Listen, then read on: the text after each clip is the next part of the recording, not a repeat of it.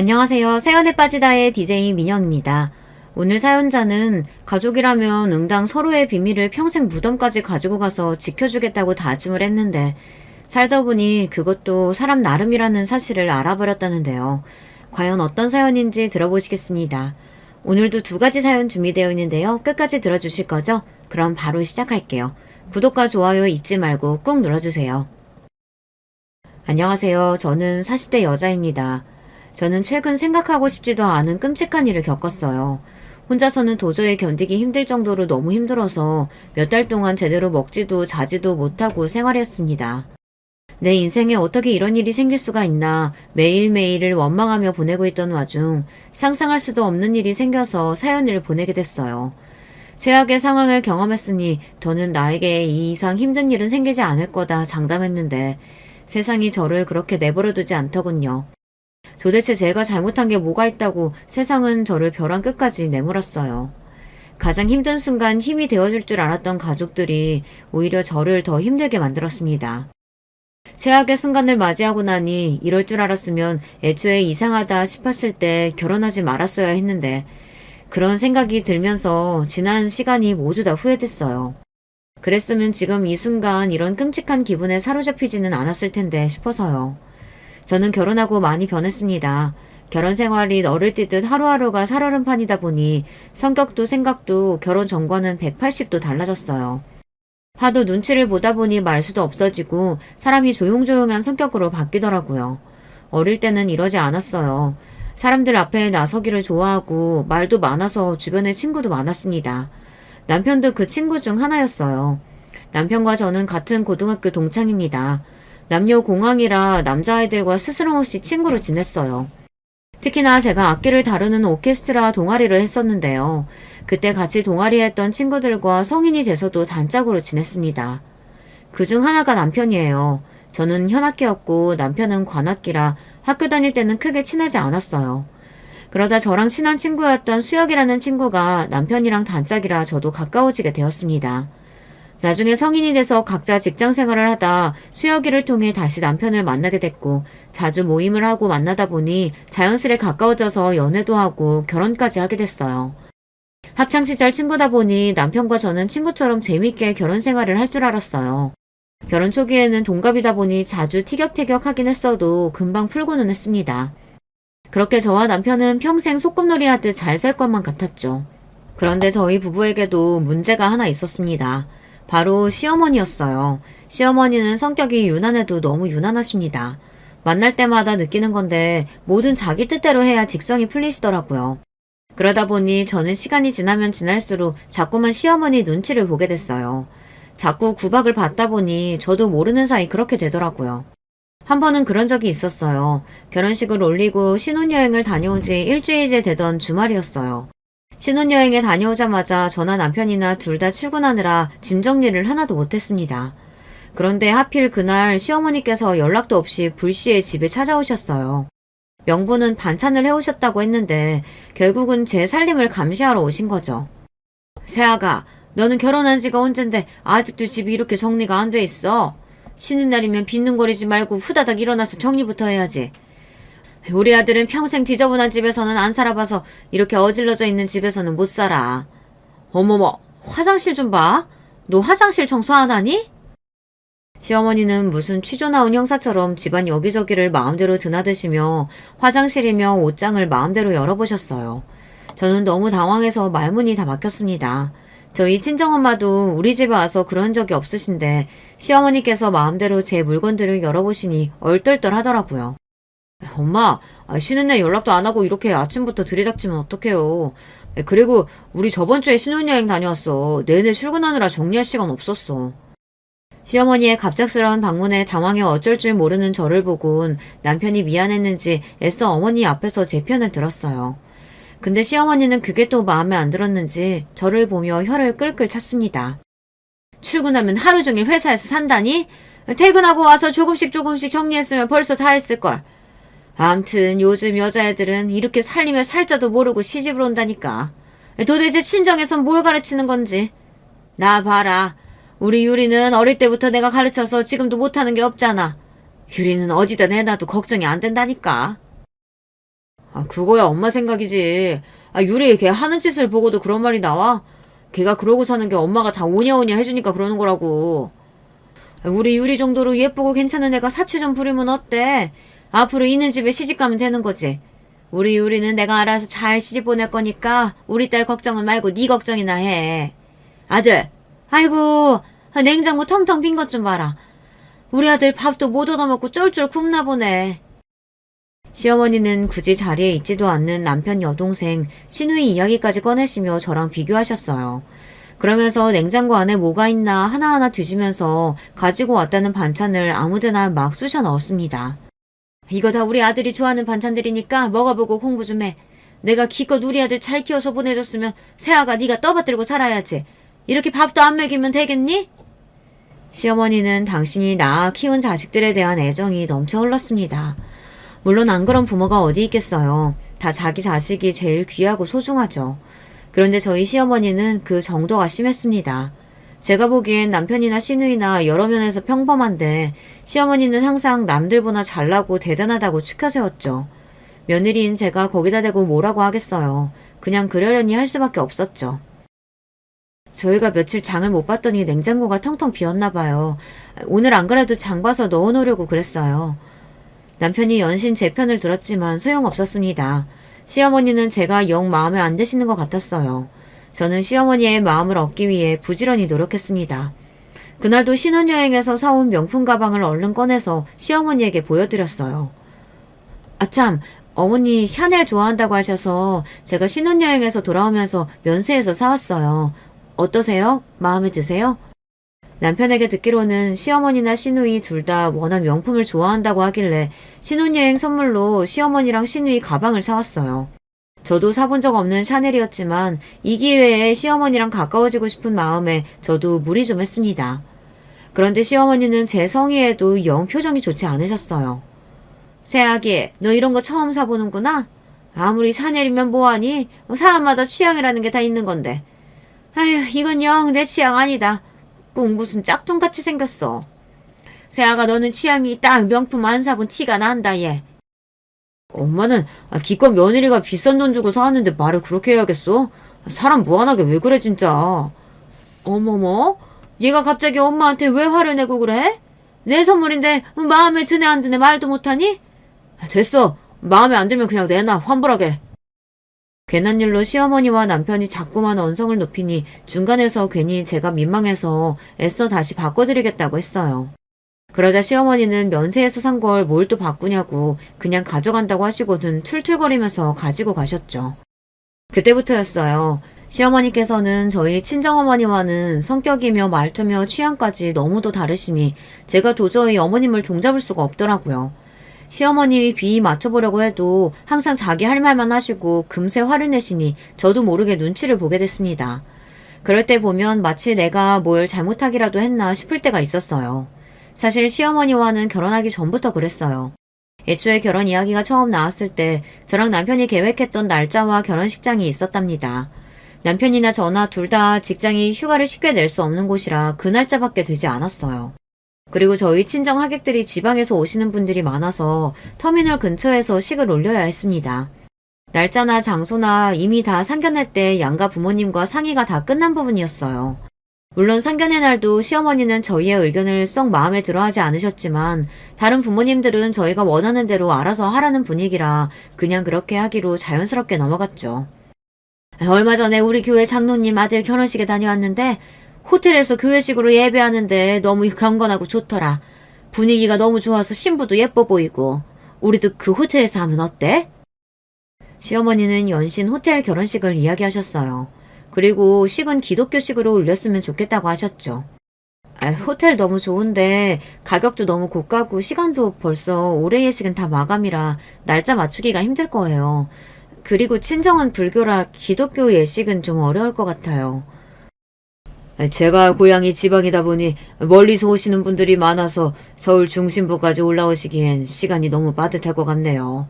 죄송하지만 식장은 터미널 근처로 해야 할 것 같습니다. 결혼 전이다 보니 저는 제 의견을 그대로 시어머니에게 말씀드렸어요. 그때야 시어머니 성격을 제대로 파악하기 전이다 보니 우리 집 의견도 있는 대로 말씀드리는 게 당연하다고 생각했거든요. 그럼요. 제 안사람이 워낙 남들 이목을 많이 신경 쓰는 사람이라 괜한 소리를 했습니다. 우리 형편의 호텔은 무슨 호텔이야. 당신 좀 잠자코 있어. 상의하는 자리인데 말도 못해요? 그깟 호텔 예식 얼마나 한다고. 유리야, 너 결혼식 할 때는 꼭 우리 호텔에서 하자. 그럼 엄마, 나는 결혼은 무조건 우리나라에서 제일 비싼 신라 호텔에서 할 거라고. 내가 누누이 말했잖아. 유리, 너 조용히 못해? 사돈들도 있는 앞에서 철딱서니 없는 소리 하고 있어. 시아버지와 시어머니께서 언성을 높이시는 것도 모자라 철부지 시누이까지 끼어드는 바람에 순간 상견례 자리가 어색해졌지만 그런대로 잘 넘어갔다고 생각했습니다. 그런데 상견례를 하고 며칠 뒤에 시어머니께서 점심시간에 제 직장 주변으로 찾아오셨더라고요. 명분은 회사 근처에 볼 일이 있어 왔다 제가 생각나서 연락하셨다는데 딱 봐도 그건 아닌 것 같았어요. 분명 저한테 할 얘기가 있었던 거죠. 내가 좀 전에 너희들이 예약했다는 결혼식장 보고 왔거든? 근데 아무리 봐도 홀도 너무 작고 건물도 좀 오래됐더라. 우리 교회 사람들도 다 오는데 그런 초라한 데서 어떻게 한다니? 거기가 좀 오래되긴 했어도 음식 맛있는 걸로는 유명해요. 그리고 양가 하객 많지 않아서 홀도 그 정도면 딱 적당할 것 같고요. 시어머니는 여전히 저와 남편이 예약한 결혼식장이 마음에 안 든다고 하셨습니다. 아무리 생각해도 사돈네보단 우리 집 하객이 훨씬 많은데 우리 쪽에 맞추는 게 맞는 것 같아. 내가 주변에도 물어보니까 그리고 식장은 원래 하객 인원수가 많은 쪽으로 하는 게 맞대. 난 그 결혼식장을 너무 마음에 안 들어. 결혼은 저와 남편이 하는 건데 시어머니는 본인이 마음에 안 든다고 무작정 때를 썼어요. 제가 무슨 말을 하려고 해도 시어머니는 자꾸만 제 말을 자르며 저와 눈도 마주치지 않으려고 했습니다. 저는 남편도 없이 시어머니와 둘이 만난 자리에서 노골적으로 저에게 본인이 원하는 대로 해달라고 하시니 곤란하더라고요. 어머님, 말씀 무슨 뜻인지는 아는데요. 벌써 결혼식장이랑 날짜 다 결정한 상태라 바꾸기가 힘들어요. 계약금도 벌써 다 보냈고요. 사실 아직 계약금은 넣지는 않았지만 시어머니 말대로 하고 싶지 않아서 계약금을 보냈다고 그냥 이야기했습니다. 이 정도로 이야기했으면 시어머니도 더 이야기하지 않으실 줄 알았죠. 그런데 웬걸 시어머니는 오히려 더 정색하시며 저를 쏘아봤어요. 너는 애가 어른 말에 꼬박꼬박 말대꾸 하는 건 어디서 배워먹은 거니? 앞으로 우리 식구 될 사람이니까 내가 알려주는 건데 네가 지금까지 친정에서 어떻게 살았든 나는 내 며느리가 내 앞에서 말대꾸 하는 거 절대로 못 봐준다. 우리 집 애들도 부모 말이라면 무조건 내내 하면서 거역해 본 적이 없는 애들이야. 시어머니께서 정색하고 너무 화를 내시니 오히려 저는 너무 당황스러워서 어쩔 줄 몰라 했습니다. 시어머니는 제 반응에도 전혀 아랑곳하지 않으시며 오히려 이야기를 하면 할수록 더 흥분해서 목소리를 높였어요. 됐다. 내가 결혼식장 전화해서 취소하고 알아서 다른 데 알아볼 테니까 그런 줄 알아. 시어머니는 갑자기 본인 마음대로 결혼식장을 취소하겠다고까지 하셨어요. 저는 너무 기가 막혀서 시어머니를 말렸습니다. 어머니, 이미 가족들하고 다 상의해서 결정한 일인데 갑자기 이러시면 어떡해요. 어머님께서 그렇게 마음에 안 드시면 저도 진영씨랑 다시 상의해 볼 테니까 조금만 기다려주세요. 이러다가는 정말 시어머니 마음대로 결혼식장을 취소할 것 같아 저는 애써 좋게 말렸습니다. 그러고는 그날 있었던 일을 남편과 상의했어요. 제 말에 남편은 당연히 난리가 났죠. 이미 다 결정한 일을 가지고 어머니가 왜 번복을 하냐고요. 그 이후 남편이 시아버지에게 말씀드려서 결혼식장은 원래 하기로 했던 곳으로 하게 됐지만 시어머니와는 그날 이후 어쩐지 관계가 더 어색해졌습니다. 시어머니께서 느끼기에는 제가 시어머니의 의견을 듣고도 제 마음대로 결정한 게 되어버렸으니까요. 그래서 그런 건지 시어머니는 결혼식을 올리고 나서도 저에게 쉽게 마음을 열지 않았습니다. 세상에 서로 잘 맞는 고부간이 몇이나 있겠어요. 하지만 저와 시어머니는 기본적으로 맞는 게 하나도 없었어요. 더군다나 시어머니는 저만 봤다 하면 말도 안 되는 일로 꼬투리를 잡으시고 잔소리를 하셨어요. 한 번은 이런 적도 있습니다. 결혼 초기였는데 제가 첫 아이를 임신했을 때예요. 오랜만에 시댁 식구들이랑 만나 저녁을 먹고 있었습니다. 그런데 시어머니께서 식사는 안 하시고 저 얼굴을 빤히 바라보시더라고요. 마치 제가 신기하다는 듯이요. 그래서 제가 왜 그러시냐고 음식이 입에 안 맞으시냐고 물었습니다. 그러자 시어머니께서 대뜸 하시는 말씀이 저를 무안하게 했어요. 너희 집에 가보면 냉장고 구워지고 먹을 게 하나도 없던데 너는 혼자 뭘 좋은 걸 먹고 다니길래 그렇게 살이 쪘니? 아무리 임신했어도 이제 초기인데 벌써 그렇게 살찌면 어떡해? 시어머니의 말에 순간 제 얼굴은 홍당무처럼 빨개졌습니다. 어머, 그러네? 언니 벌써 한 5kg는 쪘죠? 우리 오빠랑 사는 게 너무 좋은가 보다. 옆에 있던 시누이까지 얄밉게 말해 보태니 저도 모르게 들고 있던 수저를 내려놓았어요. 거기다가 당황해서 말문도 턱하니 막혀버리더라고요. 결혼 전에 드레스 입는다고 살 많이 빼서 그런 거지. 우리 수정이 지금이 딱 보기 좋아. 그리고 결혼하고 살은 내가 더 많이 쪘어. 수정이랑 사는 거 너무 좋아서. 후다닥 남편이 나서서 수습하려고 했지만 제 기분은 이미 상할 대로 상해 있었습니다. 제가 정말 보기 안 좋을 정도로 살이 많이 쪘으면 저도 안 그랬을 거예요. 누가 봐도 보통 체격인 저에게 시어머니랑 시누이는 툭하면 너무 많이 먹는다. 얼굴에 또 살 붙는다. 이런 말을 아무렇지 않게 했어요. 한두 번은 웃으면서 넘어갔는데 그날은 저도 기분이 많이 상하더라고요. 임신한 며느리가 밥 먹는데 바로 맞은편에서 혀까지 끌끌 차시면서 말을 하시니까요. 그동안은 저도 몰랐는데 결혼해서 살다 보니 여자들끼리도 합이 맞아야 하더라고요. 친정엄마랑 여동생이랑 만나면 맛집도 가고 디저트 카페 가는 건 기본이에요. 밥배, 디저트배 따로 있으니까요. 그리고 아무리 피곤하고 힘들어도 저도 그렇고 남편도 그렇고 꼭 삼시세끼는 챙겨 먹는 편입니다. 그런데 시어머니랑 시누이는 몸매 관리한다고 매일 요가에 필라테스를 다니는 건 기본이고 저녁은 거의 안 드세요. 먹어도 샐러드나 토마토 정도를 드십니다. 그래서 집안 행사가 있을 때도 항상 주말 점심으로 잡아야 했어요. 저녁엔 살찐다고요. 물론 시어머니나 시누이나 날씬하고 보기 좋아요. 관리하시는 것도 멋지고 부럽습니다. 그런데 본인들이 그렇게 산다고 해서 저한테까지 본인들의 생각을 강요하니 이런저런 스트레스가 저에게도 쌓였어요. 임신했다고 마음 놓고 먹었다가는 금방 70kg, 80kg 되는 거야. 그러다가 나중에 그 살 다 어떻게 빼니? 지금부터 관리해. 당신은 임신한 며느리한테 무슨 살을 빼라 그래.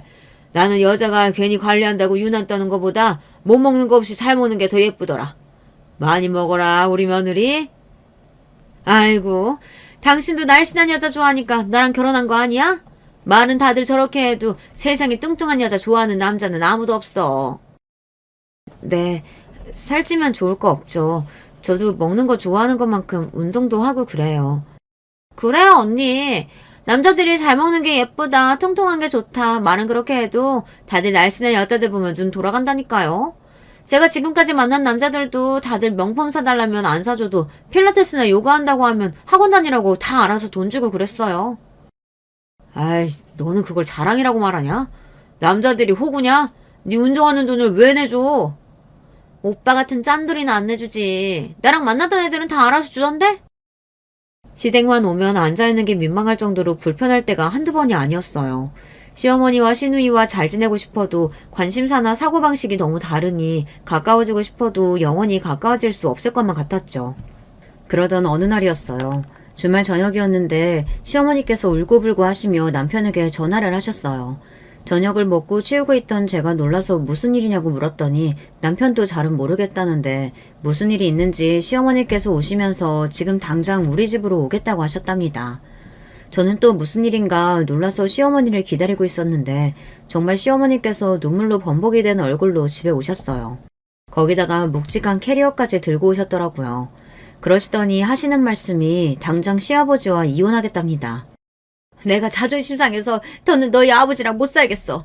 교회 사람들이랑 다 모여서 밥 먹는데 사람을 바보 취급해도 요분수가 있지. 사람들 앞에서 나더러 하는 거 없이 펑펑 돈 쓰면서 사는 된장녀라고 하는 거야. 주말마다 교회분들이랑 모여서 식사를 하시는데 그 자리에서 시아버지께서 술이 좀 취해서 시어머니를 무시하는 말을 하셨나 봐요. 평소 가족들과 있을 때도 간혹 시아버지께서 술이 좀 과하시면 시어머니 험담을 늘어놓으시긴 했는데 남들 앞에서 그러시는 건 처음이라 시어머니도 화가 나실만 했죠. 사실 시아버지께서 시어머니에게 평소에도 불만이 많아요. 시아버지는 70이 넘은 지금도 시장에서 장사를 하십니다. 시아버지께서는 젊어서 안 해본 장사가 없다고 하시더라고요. 남편 어릴 때는 정육점도 하셨고 남편이 학교 다닐 때는 학교 앞 작은 슈퍼도 하시다가 남편이 대학에 들어가고 나선 슈퍼를 정리하시고 물건 배달하는 일을 오래 하셨어요. 남편 이야기를 듣다 보면 시아버지는 한 번도 쉬신 적이 없이 가족들을 위해 성실하게 사신 가장이 맞는데 시어머니에게 들으면 그렇지가 않아요. 시어머니는 평생 가정주부로 살면서 시아버지를 내조하셨는데 시아버지께서 넉넉하게 생활비를 주지 않았다고 불만이 많으십니다. 평생 나한테 해준 것도 없으면서 나한테 매일 사치 부린다고 잔소리하는 것도 참고 살았는데 이제는 하다 나한테 된장녀라고 그러잖아. 나 이제 더는 너희 아버지랑 못 살겠어. 내가 이혼하자고 위자료 달라 했더니 나더러 한 게 없다고 위자료 하나도 못 준대. 그게 인간이니? 나 하루도 너희 아빠랑 못 사니까 너희들이 나 당장 방이라도 하나 구하게 돈 좀 주라. 시어머니의 일방적인 하소연을 1시간 넘게 듣다가 뜬금없이 저희더러 돈을 내놓으라는 말에 저는 놀라서 눈이 휘둥그레졌어요. 유리도 데리고 나와서 살아야 하니까 적어도 20평은 돼야 돼. 요즘 20평대 월세 보증금이 얼마나 하니? 한 1억이면 되나? 그래, 너희 둘 다 직장 탄탄하니까 대출 잘 나오지? 둘이 대출 좀 받아서 1억 좀 만들어봐. 엄마가 아빠한테 위자료 받으면 줄게. 저는 살다 이런 경우는 또 처음 봅니다. 부부싸움하고 집 나온 시어머니가 아들 며느리더러 월세 보증금을 내놓으라네요. 저는 황당해서 헛웃음이 다 튀어나왔어요. 엄마, 지금 그걸 말이라고 해? 그리고 나까지 이런 말 하면 엄마가 서운하겠지만 이번 기회에 말할게. 사실 나도 아버지 이해돼. 엄마 최근에도 아버지 몰래 카드로 피부과 500만 원이나 긁었다면서 아버지 그 연세에도 먹고 살겠다고 가게 하는 거 안 불쌍해? 그 돈으로 피부과 가고 싶냐고. 남편이 창피해서 저한테 말은 안 했다는데 시아버지께서도 된장년이 뭐니 하실 만한 했더라고요. 알고 보니 최근에 시어머니께서 피부과 시술을 멋대로 500만 원이나 결제하고 오셨대요. 그거야. 그나마 원장이 우리 교회 사람이라 유리랑 나랑 둘이 해가지고 500에 싸게 해준 거야. 싸고 비싸고를 떠나서 엄마 500 있어? 돈도 없으면서 마음대로 카드 긁고 다니면 어떡해. 아버지도 이제 늙었어. 노후 준비해야 하는데 엄마가 툭하면 돈만 쓰고 다니니까 얼마나 힘들겠어. 이래서 아들 놈은 키워봐야 소용없다니까. 항상 아버지 편이지. 너 나 돈 주기 싫어서 그렇지? 됐어. 내가 너한테 뭘 바라냐? 어머니 지금 너무 흥분하신 것 같은데 흥분 좀 가라앉히시고 오늘은 늦었으니까 이만 주무세요. 내일 다시 이야기해요. 저는 시어머니께서 너무 화가 나고 흥분해서 아무 말이나 하시는 것 같아 애써 진정시키려고 했습니다. 제가 나서지 않으면 남편이랑도 싸우실 것 같아서요. 내가 지금 흥분 안 하게 생겼니? 너는 착하고 자상한 남편이랑 살아서 몰라서 그래. 너희 시아버지 같은 이기적인 인간이랑 살면 이혼 생각을 안 할 수가 없다니까. 시어머니는 그 이후로도 종일 화를 내시며 당장이라도 이혼하고 싶다고 난리였어요. 남편이 그만 좀 하라고 며느리 앞에서 창피하지도 않냐고 그만 잘하고 했습니다. 남편이 시어머니 이부자리를 봐주러 방에 들어가자 시어머니께서 갑자기 저에게 슬쩍 다가오셨어요. 그러더니 제 귀에 다가와서 소곤거리며 하시는 말이 저더러 남편 몰래 숨겨둔 비상금이 없냐입니다. 너는 결혼하고 지금까지 계속 일했으니까 너 버는 거 따로 모아뒀을 거 아니야. 그거 얼마나 되니? 그래도 몇 천 원 있지? 그거 나 좀 빌려줘. 내가 나중에 너희 시아버지한테 받아서 다 줄 테니까. 시어머니는 정말이지 답이 없었습니다. 혹여나 남편이 들을까봐 저에게 작게 이야기하시는데 그 모습이 뻔뻔해도 너무 뻔뻔해 보이더라고요. 어머니, 저희도 전세 살면서 애 키우느라 돈 못 모아요. 제가 돈이 어디 있겠어요. 저도 자식으로서 이런 말 하고 싶진 않지만 시어머니가 얄미워도 너무 얄밉더라고요. 결혼하고 지금까지 시댁에서 도와주신 거라고는 결혼할 때 전세금에 보태라고 시아버지께서 3천만 원 주신 게 다예요. 나머지는 다 저와 남편이 모아둔 돈으로 하고 나머지는 대출받았습니다. 저라고 어린애 키우면서 일까지 하고 싶었겠어요. 한 푼이라도 더 벌려고 애 돌 지나자마자 어린이집에 맡기고 맞벌이 하느라 정신이 없는데 저더러 모아둔 돈 있으면 달라고 하니 기가 막히더라고요. 아휴, 너는 도대체 살림을 어떻게 하길래 맞벌이 하면서 몇 천도 없니? 너 설마 나 주기 싫어서 거짓말하는 거 아니지? 제가 그런 거짓말을 왜 해요. 어머니 어차피 일도 안 하시는데 집 나와서 사시면 뭐 먹고 사시려고요? 시어머니 하시는 행동이 너무 어이가 없다 보니 저도 모르게 한심해서 자꾸 한숨이 다 나오더군요. 집에만 있으면 뭐래요. 시어머니는 일해본 적이 없으니 수입도 없고 시누이는 무용학원에서 애들 가르치는데 월급도 얼마 안 되거든요. 그럼 둘이 나가서 도대체 어떻게 살겠다는 건지 이해가 안 됐어요. 내가 뭐 너희 시아버지 없다고 못 사니? 자식이 둘이나 있는데 당연히 너희가 알아서 먹이 살려야지. 와, 정말 입이 떡 벌어졌습니다. 저희 친정부모님은 저희 사는 거 보면 안쓰러워서 어떻게 하면 도와주실 수 있을까 매일 걱정하는데 시어머니는 같은 부모인데도 어쩜 저렇게 다를 수가 있을까요? 지금까지 남편 등골 빼고 사신 것도 모자라서 이제 아들한테까지 빨대 꽂으시려고 하는 모습이 미워도 너무 미웠습니다. 저는 그날 하루 시어머니를 모시고 자는 것도 너무 힘들었습니다. 다음날 출근도 해야 하는데 시어머니가 우리 집에 있다고 생각하면 너무 불편할 것 같았어요. 저는 다음날 새벽 일어나자마자 시아버지에게 전화를 했어요. 시어머니께서 우리 집에 와 계신다고 이야기했습니다. 그러자 곧바로 시아버지께서 새벽 시장을 가시다 말고 우리 집에 들러 시어머니를 데리고 가셨어요. 이 옆에 내가 이제 하다 아들 며느리까지 힘들게 해. 당장 안 나와? 된장녀라고 욕할 땐 언제고 나오라 말라야. 나한테 당장 사과해. 안 그러면 나 진짜 당신하고 이혼할 거야. 에휴, 지긋지긋한 옆였네. 내가 당신이랑 이혼하려고 했으면 20년 전에 진작 이혼했어. 빨리 안 나와? 남들은 자식들이 싸워서 이혼한 애 만회한다는데 저희 시댁은 시부모님께서 사내 못 사내 하시니 참으로 아이러니했습니다. 시어머니도 어차피 방법이 없으니 못 이기는 척 시아버지를 따라가셨어요. 시어머니는 그 와중에도 시아버지를 쫓아가시면서 저희에게 언제 또 올 줄 모르니 대출 좀 알아보라고 하셨습니다. 정말 대단하신 시어머님이에요. 자식보다 언제나 본인 상황이 제일 중요한 분이셨죠. 그러던 어느 날이었습니다. 제 인생에서 가장 씻을 수 없을 정도의 크나큰 사건이 벌어졌어요. 친정 부모님은 평생 성실하게 사시던 분들이었습니다. 부모님 두 분 다 어려서부터 넉넉지 않은 환경에서 자라와서 저와 동생에게는 부족할 것 없이 풍족하게 해주시려고 노력하셨어요. 저와 동생이 둘 다 결혼하면서 독립한 이후에는 부모님 두 분이 홀가분한 마음으로 여행도 자주 다니시고 함께 취미생활을 즐기시면서 여유로운 노후를 즐기고 사시고 계셨습니다. 그런데 그 행복은 오래가지 않았어요. 부모님 두 분이 함께 저녁을 드시고 산책을 갔다 그만 사고를 당해 돌아가시고 말았습니다. 교통사고였는데 운전자가 음주운전 상태로 도로를 질주하다 인도를 걸어가고 있던 부모님을 치는 사고를 낸 거죠. 부모님은 두 분 다 그 자리에서 돌아가셨어요. 저는 하루아침에 부모님 두 분을 모두 다 잃었습니다. 그때의 슬픔은 도저히 말로 표현할 수가 없어요. 사고가 났다는 전화를 받고 동생과 응급실로 달려가 부모님 시신을 수습하고 장례를 치를 때까지도 기억이 드문드문 날 정도로 기억이 없습니다. 마치 일주일 동안 내내 꿈을 꾸고 있는 것 같았어요. 남편과 아이들이 옆에서 계속 이야기를 하는데 저는 아무런 대꾸도 할 수가 없었어요. 그 당시에 남편이 없었다면 저는 아무것도 하지 못했을 거예요. 명색이 첫째이고 장녀인데 저조차 몸도 가누질 못해서 동생을 위로할 수도 없었는데 남편이 옆에서 저와 동생 그리고 아이들까지 혼자 다 챙기면서 장례까지 치렀어요.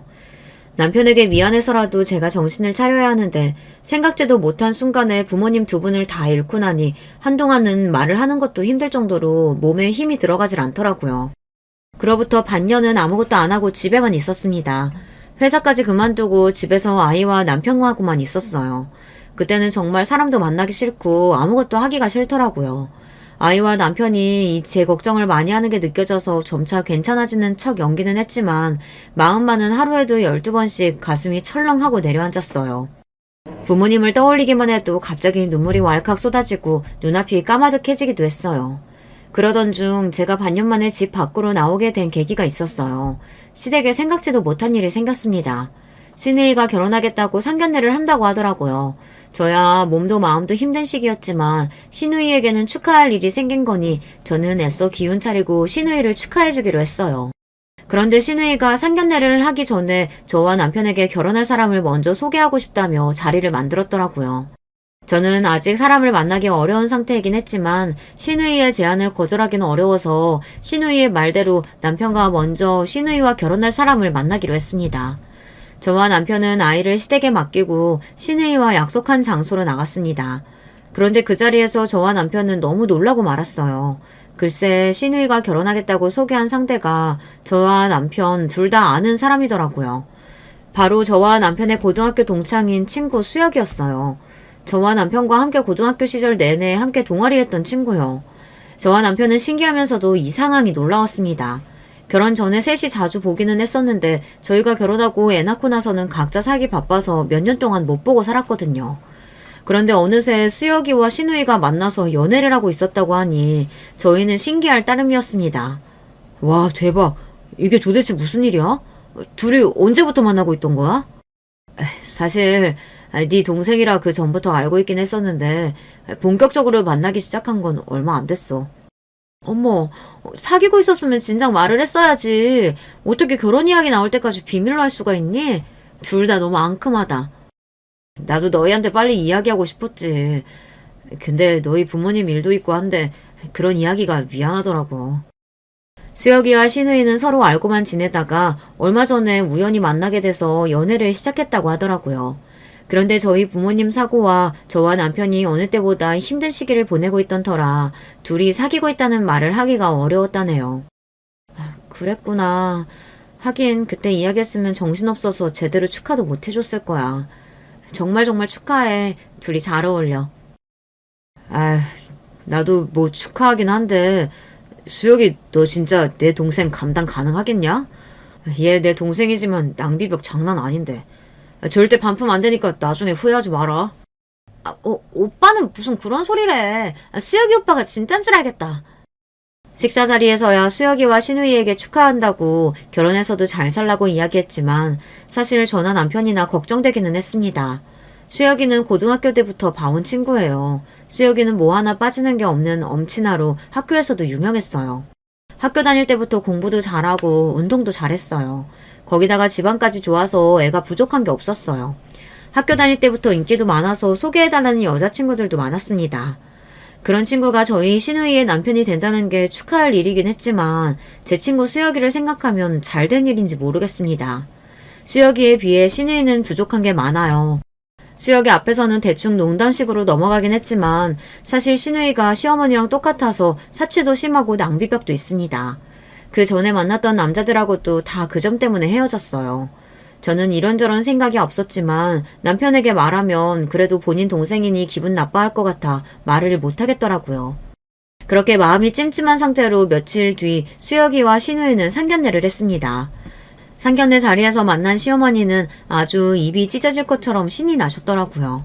그럴만했죠. 매일 신우이를 좋은 집안에 시집 보내겠다고 입버릇처럼 말했는데 드디어 그 꿈을 이뤘으니 얼마나 기분이 좋겠어요. 그런데 상견례는 생각지 못한 방향으로 흘러갔습니다. 몰랐던 수혁이네 부모님도 저희 시어머니만큼이나 보통 분들이 아니더라고요. 우리 수혁이가 다니는 회사 연봉이 얼만 줄 아시죠? 거기에 비하면 새아가가 다니는 직장 연봉이 많이 부족하다 보니 우리 입장에선 사실 고민이 되기는 하네요. 저도 살아보니 부부끼리 수준이 어느 정도 맞아야 살면서 안 싸우더라고요. 학교 다닐 때도 수혁이네 부모님이 되게 엄하다고 듣기는 했었는데 실제로 괜히 엄하기만 한 게 아니라 며느리에 대한 기준이 높으시더라고요. 저희 시부모님 앞에서 수혁이 며느리감으로 신우이가 마음에 들지 않는다고 대놓고 이야기하셨어요. 수혁이 부모님의 반응에 저도 놀라기는 했지만 솔직한 심정으로는 좀 고소하기도 했습니다. 시어머니께서 지금까지 저에게 하신 게 있으니까요. 당신 딸도 본인이 며느리에게 한 것과 똑같이 당하는 기분이 어떠실지 궁금할 정도였죠. 어머, 사돈, 무슨 그런 걱정을 하세요. 우리 요리가 나이는 어려도 살림이 얼마나 기가 막히게 잘하는지 몰라요. 김서방 정도 능력이면 여자가 집에서 차분히 내조만 잘해도 그게 더 이익이죠. 시어머니의 반응에 저는 하마터면 웃어버릴 뻔했습니다. 제 앞에서는 매일 신우이만한 애가 없다고 어디 내놔도 이런 1등 신부감이 없다고 하시더니만 수혁이 부모님께서 대놓고 신우이를 무시하시는데도 그 앞에서는 찍소리도 못하고 결국은 내세운 게 살림을 잘한다는 거더군요. 시어머니의 의외의 모습에 그렇게까지 해서라도 딸을 부잣집에 시집 보내고 싶은 거구나 이런 생각이 들었어요. 그것도 일리가 있기는 있네요. 우리 수혁이가 일은 잘해도 집안일은 영 재주가 없으니 집에서 내조 잘하는 며느리도 좋죠. 우리 쪽에서는 신혼집으로 서초에 30평대 아파트 생각하고 있는데 사돈께서는 결혼자금으로 얼마 생각하고 계세요? 제 생각으로는 못해도 혼수로 3억 정도는 해주시면 좋겠는데. 순간 상견례 자리에 있던 모두가 놀라 눈이 휘둥그레졌습니다. 수혁이네 집이 잘 사는 집인 줄은 알았지만 이 정도일 줄은 몰랐어요. 신혼집으로 20억짜리 아파트를 해줄 테니 혼수로 3억 정도는 준비하라고 대놓고 이야기하시더라고요. 저와 남편은 상견례가 끝나고 나올 때까지 입이 다물어지지 않았습니다. 저희 결혼할 때랑은 문화가 달라진 건지 아니면 있는 집 자식은 원래 다들 저렇게 결혼하는 건가 싶더라고요. 순간 친구 수혁이에게 거리감이 느껴졌습니다. 남편은 상견례가 끝나고 집에 오는 내내 걱정했어요. 시댁에 돈이라고는 다 모아도 돈 몇 천도 없을 텐데 무슨 수로 3억을 만드냐고요. 에이 설마 진짜 정말 살목을 다요라고 하시겠어? 없다고 하면 수혁이 부모님도 이해해 주시겠지. 수혁이가 문제가 아니라 우리 엄마가 문제지. 돈도 없으면서 괜히 수혁이네 집에 안 꿀리겠다고 무리해서 어디 사채라도 쓸까봐 그래. 듣고 보니 남편 말이 일리가 있었습니다. 평소 시어머니의 행동으로 보면 그러고도 남을 뿐이에요. 없어도 남의 이몽이나 자존심을 굉장히 따지시는 분이니 그러고도 남을 뿐이었죠. 저는 남편에게 신신당부했습니다. 미리 어머님께 이야기해서 3억은 무리니 가능한 선에서 준비하겠다고 사돈댁에 얘기하라고요. 제 말에 남편도 그렇게 하겠다고 했습니다. 안 되면 수혁이에게 부탁하겠다고도 했어요. 우리 집 사정 좀 봐달라고요. 남편이 그렇게까지 이야기했으니 신우의 결혼은 알아서 해결될리라 생각했습니다. 그런데 그렇지 않았어요. 며칠 뒤 괜한 불똥이 저에게 튀었어요. 시어머니가 웬일로 우리 집에 오셨더라고요. 친정 부모님 돌아가시고 나서 반년 동안 폐인처럼 내내 집에 있었을 때도 한 번을 들여다보러 오시지 않더니만 웬일로 오셨더라고요. 그런데 오랜만에 만나서 한다는 이야기가 기가 막혔습니다. 저는 시어머니의 말에 두 귀를 의심했어요. 제가 잘못 들었나 해서요. 내가 듣기로 너희 친정부모님 돌아가시고 보상금 꽤 받았다고 들었는데 그게 한 5억이라 했나? 그 중에 3억만 좀 나 줘라. 그 돈 네 시누이 결혼할 때 보태게. 사람이 너무 기가 막히고 황당하면 온몸에 소름이 돋더라고요. 저는 시어머니의 개똥 같은 말을 들은 순간 온몸에 소름이 돋고 입이 쩍하고 벌어졌습니다. 이게 현실이 맞나 싶어서요. 어머님, 지금 그걸 말이라고 하세요? 그 돈이 어떤 돈인지 모르고 지금 저한테 그런 소리 하시는 거예요? 사람이 얼마나 어이없고 황당하면 말을 다 버벅거리게 되더라고요. 거기다가 더 기가 막힌 건 그 다음 말이었어요. 그 돈이 무슨 돈이긴 무슨 돈이야. 그냥 돈이지. 너희 부모님 돌아가셨을 때 하도 네가 유난을 떨어서 내가 말을 못했는데 사람은 원래 다 죽는 거야. 살다 보면 호상도 있고 그런 개죽음도 있는 거지 뭐. 뭐 그런 거 가지고 몇 개월씩이나 죽상을 하고 있냐? 죽은 사람은 죽은 사람이고 산 사람은 살아야지. 네가 진짜 우리 집 며느리라면 이럴 때 도와줘야 진짜 가족이 되는 거야. 그러니까 덜도 말고 딱 3억만 줘. 가만 보면 시어머니는 생각이라는 게 없는 사람인 것 같아요. 그러지 않고서야 저한테 저런 말을 할 수가 없습니다. 어머니, 지금 개죽음이라고 하셨어요? 우리 부모님 돌아가신 게 개죽음이라고 하셨냐고요? 저는 도저히 참을 수 없어서 얼굴이 눈물을 범벅된 채 시어머니에게 울분을 토해냈습니다. 그러자 시어머니는 오히려 그런 제가 더 이해가 안 된다는 듯 오히려 저를 향해 눈을 흘겼어요. 어머머, 얘 시어머니 쳐다보는 눈 좀 봐. 그깟 3억 주는 게 그렇게 아까워? 아유, 치사해서 정말 됐다 됐어. 우리 유리 시집 못 가면 다 너 때문인 줄 알아. 그깟 3억이요? 어머님은 그깟 3억도 없어서 며느리한테 구걸하러 오신 주제에 그런 말이 나오세요? 저는 시어머니라면 이제 치가 떨렸습니다. 저 뻔뻔하고 재수없는 낯짝을 이제 더는 보고 싶지 않았어요. 그때였습니다. 저 말이 심히 거슬렸는지 시어머니가 저에게 갑자기 달려들더라고요. 뭐야? 구걸? 너 지금 말 다 했어? 이게 어디 시어머니한테 그딴 소리를 짓거리고 있어? 네가 맞아야 정신 차리지? 순식간에 저에게 달려든 시어머니는 제 뺨을 세게 갈겼습니다. 순간 간신히 붙잡고 있던 이성의 끈이 빠지지 끊어졌어요. 저는 생각할 틈도 없이 그대로 제 핸드폰을 들었습니다. 그리고 어디론가 급하게 전화를 걸었어요. 너 지금 나랑 얘기하다 어디다 전화 거는 거야? 이게 맞아도 정신을 못 차리지. 너 빨리 3억 안 내놔? 시어머니는 드디어 자신의 바닥을 그대로 드러냈습니다. 제 뺨을 때린 것도 모자라 제게 돈을 내놓으라고 소리를 치더군요. 저는 시어머니가 무슨 소리를 하든 아랑곳하지 않고 전화를 걸었습니다. 수혁아, 나야. 내가 너한테 이 이야기 해야 하나 말아야 하나 많이 고민했는데 내가 진짜 네 친구라면 이야기해주는 게 맞는 것 같아. 사실 우리 시누이 말이야. 20대 초반에 한 번 결혼했었어.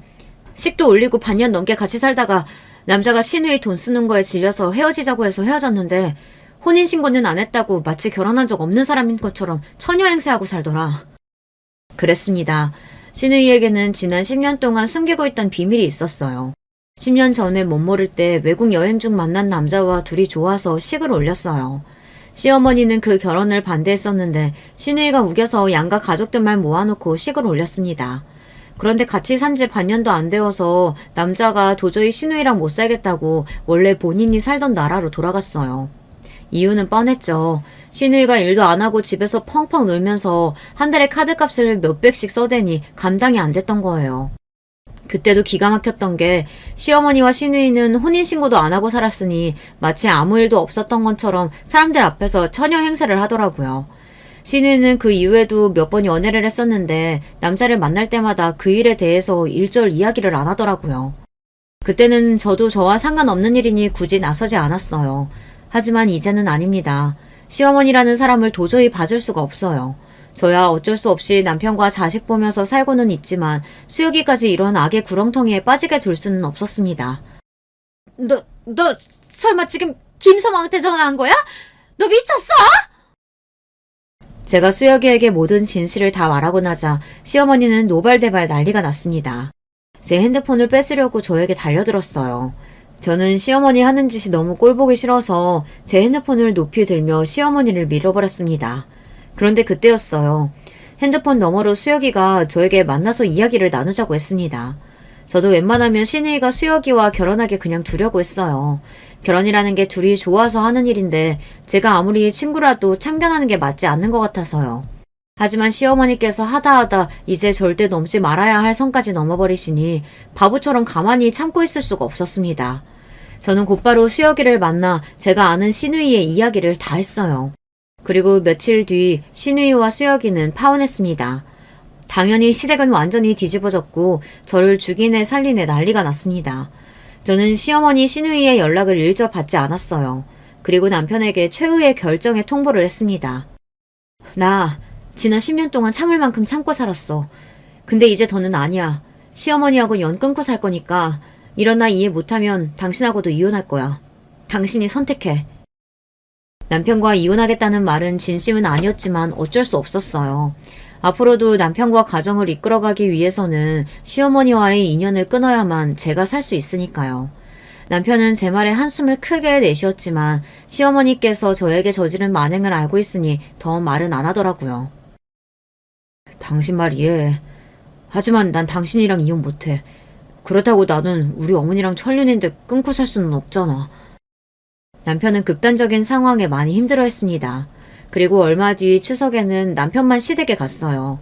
시부모님은 무슨 이런 경우가 있냐고 난리를 치셨다지만 저는 제 생각을 바꿀 생각이 없어요.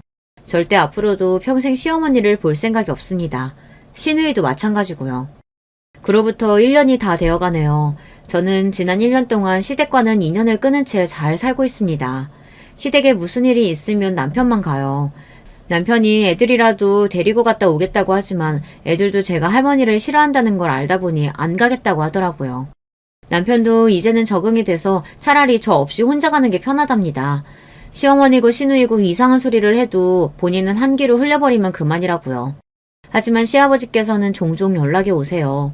가족끼리 어떻게 평생 안 보고 사냐고, 손주들도 보고 싶으니 이만 용서하고 남편이랑 같이 오라고요. 시아버지께서 시어머니와 시누이를 단단히 혼내고 다시는 저에게 이상한 소리 하지 못하게 단속했으니 걱정하지 말랍니다. 하지만 저는 아직 준비가 안 됐어요. 시아버지께는 죄송하지만 평생 시어머니를 보고 싶지 않습니다. 여러분 생각은 어떠세요? 제가 너무하는 걸까요? 시아버지 말씀처럼 가족이니 시간이 이 정도 지났으면 대충 용서하고 사는 게 맞나요? 저는 잘 모르겠습니다. 여러분의 의견 댓글로 남겨주시면 하나하나 읽고 생각해보도록 하겠습니다. 끝까지 저의 이야기 들어주셔서 감사해요. 여러분의 가정에는 언제나 평화로운 일들만 가득하시길 바랄게요. 안녕하세요. 학창시절에 라디오 듣는 걸 정말로 좋아했던 학생이었는데 중년의 나이가 되어서는 유튜브로 사연 라디오를 접하는 아줌마가 되었네요. 제가 아끼고 애청하는 채널에 저의 경험담을 보내봅니다. 제 지난날이 담긴 사연 함께 들어주시겠어요? 저는 매년 이맘때가 되면 그날의 일을 떠올린답니다. 날씨가 흐리고 습할 것이라는 일기예보와는 다르게 햇살도 적당하고 신선한 날이었죠. 저는 그때 생각했었어요. 시아버지께서 저를 시댁으로 초대해 주신 것에 응하기 아주 좋은 날씨라고 말입니다. 제 시댁은 경기도 양주의 고즈넉한 마을에 자리하고 있어요. 단독 주택이고 앞뒤로 정원이 딸려 있습니다. 2층 건물에 옥상이 있는데요. 옛날 건축물이 아니고 새로이 전문 건축가의 손길을 받아 지은 집이기 때문에 세련된 멋이 물씬 풍기죠. 당연히 전용 주차 공간이 따로 존재하고요. 또한 이 집에는 지하 공간이 있다는 게 약간의 특이한 부분입니다.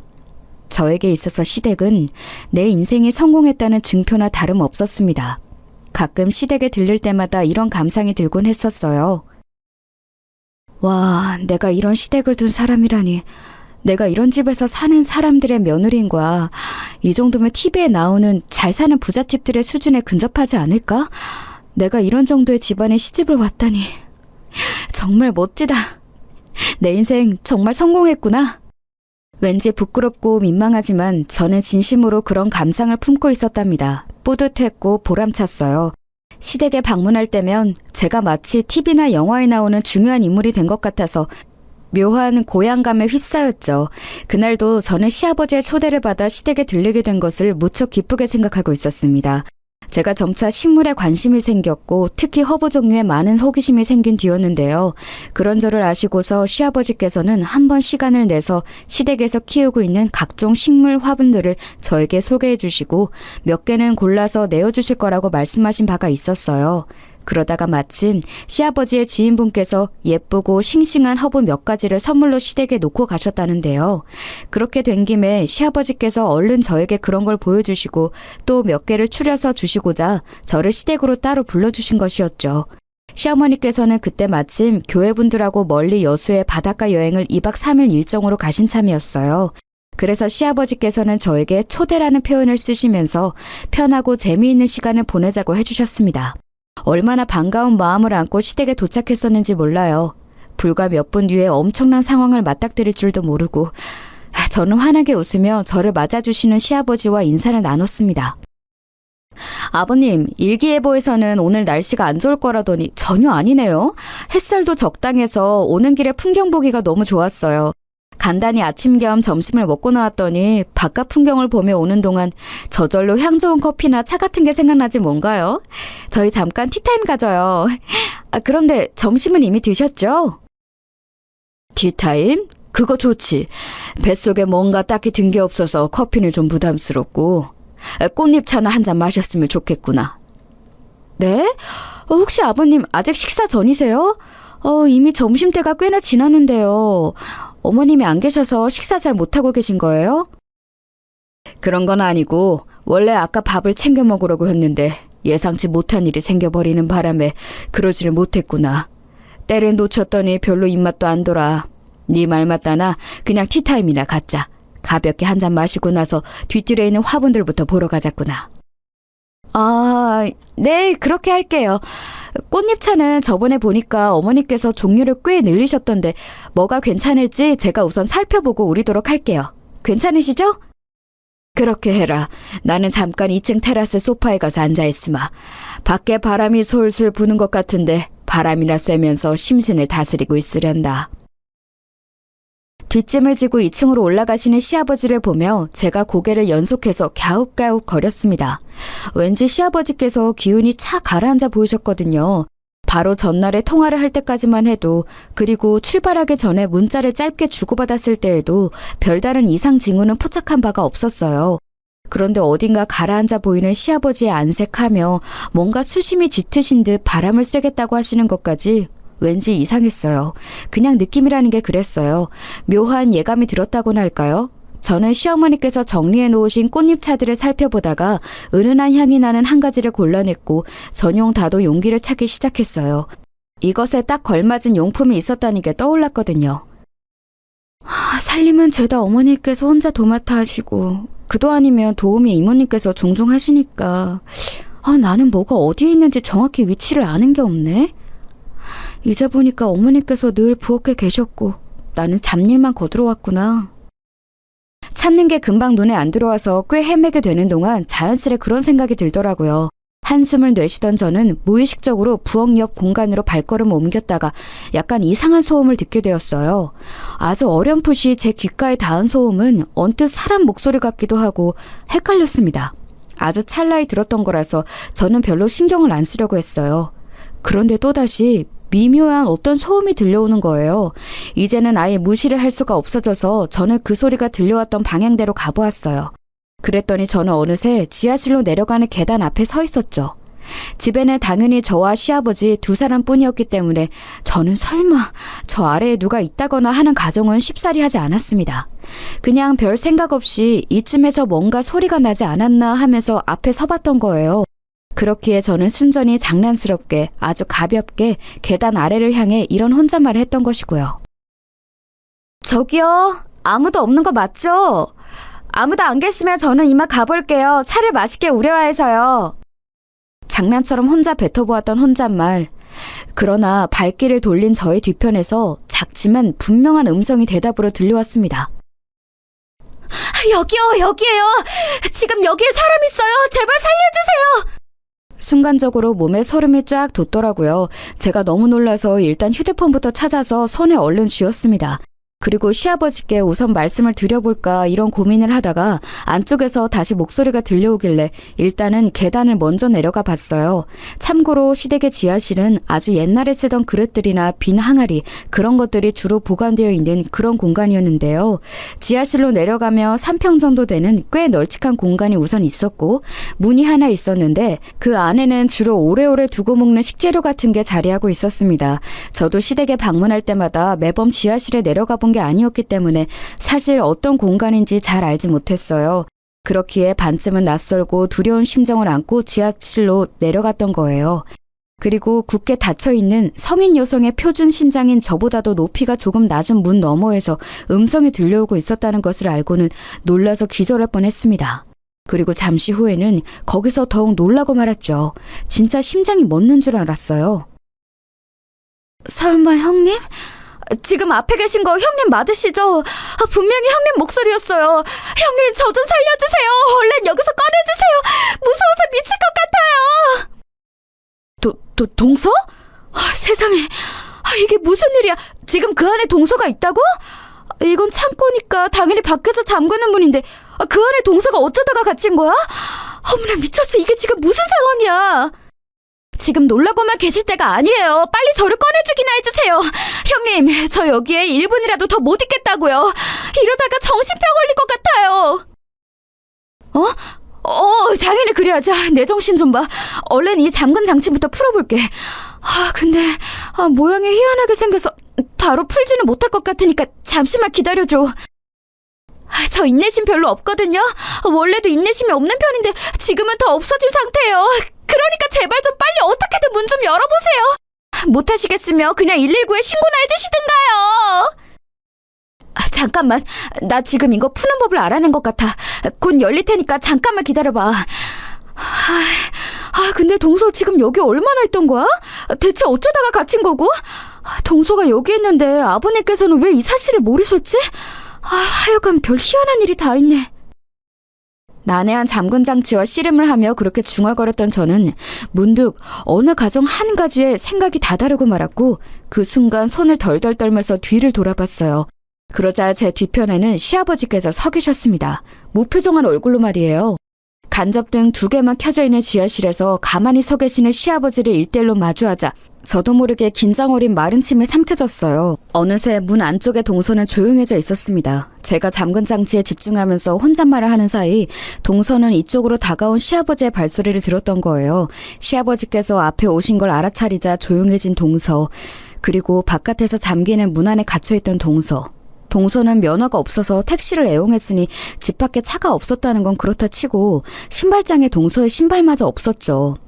시어머니께서 여행을 가 계신 현재 이 집에는 시아버지뿐이셨으니 그렇다면 동서를 이렇게 가둔 범인은 당연히 제 눈앞에 계신 시아버지라고 봐야 옳았습니다. 그걸 저에게 숨기신 것이고요. 그 가정을 해낸 저는 제발 제가 틀렸기를 바라면서 시아버지를 향해 애써 웃어 보였어요. 아버님, 조금 황당한 일이 있어요. 지금 여기 안에 동서가 갇혀있거든요? 어쩌다가 이렇게 됐을까요? 실수로 이렇게 됐나봐요. 잠건 장치를 어떻게 여는 건지 저는 잘 모르겠는데 아버님께서 해주시겠어요? 동서가 안에서 많이 무서워하네요. 아니, 그럴 것 없다. 내가 그렇게 가둔 장본인이니까. 네? 뭐라고요? 아버님께서 이러셨다고요? 대체 왜요? 무슨 이유로요? 아니, 이유는 상관없습니다. 아버님, 이러시는 건 잘못된 거예요. 이건 범죄라고요. 범죄? 네가 지금 나에게 범죄라는 소리를 들먹였어? 네, 범죄라고 말씀을 드렸습니다. 사람을 가두시다니 이건 있을 수 없는 일이에요. 아버님, 당장 동서가 나올 수 있도록 문부터 열어주세요.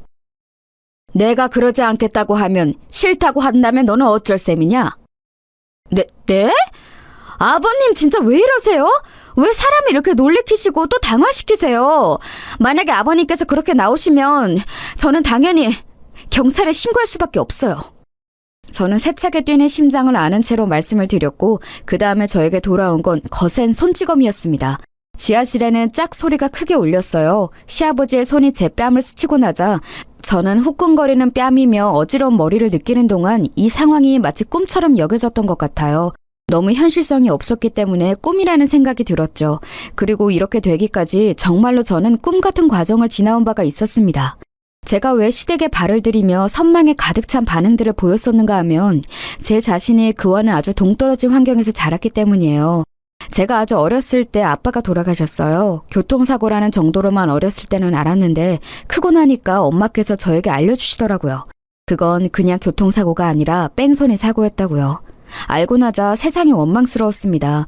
뺑소니 사고를 내고 도망간 그 정체모를 작자가 비참한 죽음을 맞이하기를 매일 밤 빌고 또 빌었던 것 같아요. 아빠가 일찍 돌아가시지만 않았어도 저희 가족 그렇게 어렵게 살지는 않았을 테니까요. 저희 가족에게는 딱히 교류하며 지내는 친척들이 없었습니다. 외롭지만 저희끼리 행복하게 그리고 소박하게 잘 살고 있었는데 그 뺑소니 사고가 저희 가족의 평화를 앗아갔던 거예요.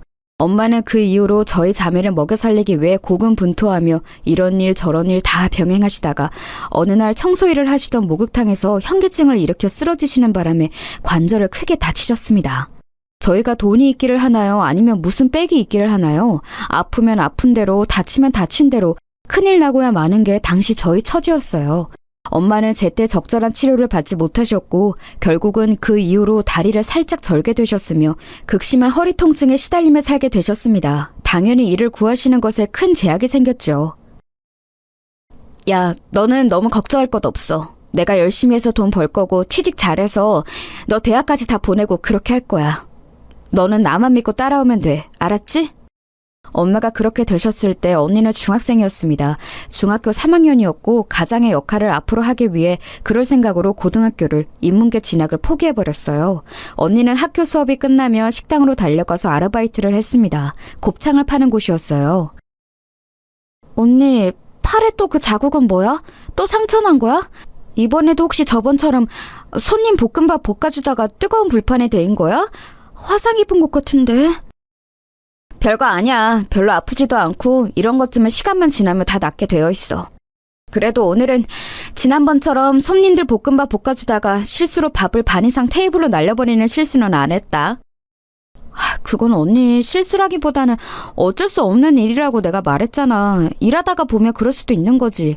게다가 언니는 거기서 일하는 사람들 중에서 혼자 학생이라 어리고 경력도 얼마 안 되는데 남들처럼 잘하기를 바란다면 그건 사장이 이상한 거야. 아유, 그래도 동생이라고 이 언니 편 들어주는 거야? 이래봬도 내가 점점 실력이 발전하고 있으니까 너무 걱정하지 마. 잔실수가 많은데도 인내심 가지고 나를 안 자르시는 것만으로도 나는 사장님께 감사하고 있어. 일을 다닐 때가 있다는 것만으로도 감사하는 마음으로 그런 자세를 갖고 일해야지. 무척 힘든 나날이었을 텐데 언니는 불평불만을 하기보다는 주어진 것에 감사할 줄 아는 사람이었던 것 같아요. 늘 긍정적으로 힘을 내려고 했고 저에게 그 기운을 나누어주고 싶어 했었어요.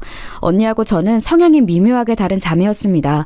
언니가 어떻게든 좋은 생각만 하면서 힘을 내려고 했었다면 저는 분한 심정으로 일을 갈면서 목표를 세우고 나아가는 쪽이었죠. 만약 저희 가족이 경제적으로 풍족했다면 아빠가 돌아가셨다고 해서 저희가 큰 영향을 받고 무너지지는 않았을 거라는 생각이 들었어요. 이게 다 원래 지지부진하게 살고 있었기 때문에 벌어진 비극으로 생각이 되었던 것이죠. 저는 냉정하게 제 공부 수준을 평가했습니다. 내가 대학 입시 직전까지 죽도록 노력하고 거기에 만약 운까지 따라준다면 대략 이 정도 수준의 대학들에 갈 수 있겠구나. 최고라고 불리는 곳들은 아니니까 나는 다른 부가적인 것들을 키워가면서 노력할 필요가 있겠어. 친구도 잘 사귀고 남자도 잘 만나야 돼. 이런 것들까지 미리 신경 쓰고 관리를 해야 내가 성공해서 살 수 있는 거야. 지금 생각해보자면 저는 계산기를 꽤 두드릴 줄 아는 아이였던 것 같네요. 무서우리만치 현실적이었으며 그러면서도 목표와 이상을 높게 두었었죠. 그래서 점차 언니하고는 갈등을 빚게 되었어요. 가치관이 너무 달랐거든요. 언니는 정직하고 성실하고 착하게 살면 그것이 능사라고 여겼습니다. 하지만 저는 그렇게 보지 않았어요. 언니가 고생한 거, 노력한 거 다 알아. 그치만 언니가 그렇게 산다고 해서 나한테 훈계하고 잔소리할 자격은 없어. 내가 뭐든지 계산적으로 행동하며 사는 것 같다고? 그게 뭐 어때서?